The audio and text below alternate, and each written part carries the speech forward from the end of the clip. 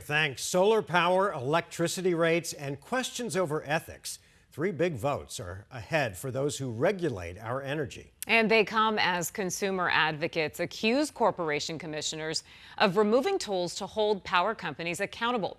12 News journalist Joe Dana reports on what we can expect. Joe? Well, let's start with rooftop solar. The commissioners have made decisions against the solar industry over the past year, bucking trends we're seeing in other states. Tomorrow, they vote whether to uphold a new fee on more than 180,000 APS rooftop solar homeowners. And I think this decision doesn't recognize what an outlier APS will be if this charge is allowed to stand. Are state regulators discriminating against rooftop solar customers? That's the allegation since commissioners approved a new charge for rooftop solar owners that went into effect during this year's APS rate hike.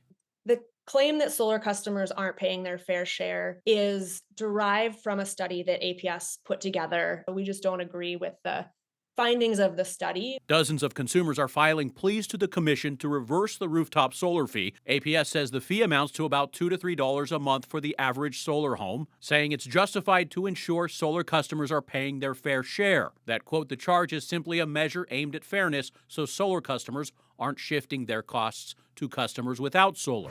On Tuesday, the commission also votes on a proposed order also viewed as favorable to utilities like APS. The formula rate model is a new way of regulating for-profit power and water companies, involving fewer legal proceedings and potentially less bureaucratic red tape. Supporters say everyone will benefit. Formula rates let all of the stakeholders see every year exactly what the utilities are building, how they're building it. Opponents say it means less accountability. There's not going to be a real opportunity to change things if we see that there's a problem with the formula rates. Finally, 4 Republican commissioners will vote on whether their colleague, Democrat Anna Tovar, should be officially censured for Tovar's criticism of a salary raise to the agency's director. The ethics complaint is a bitter end to 2 years of growing tension between Tovar and her fellow commissioners, a complaint that Tovar calls a political witch hunt.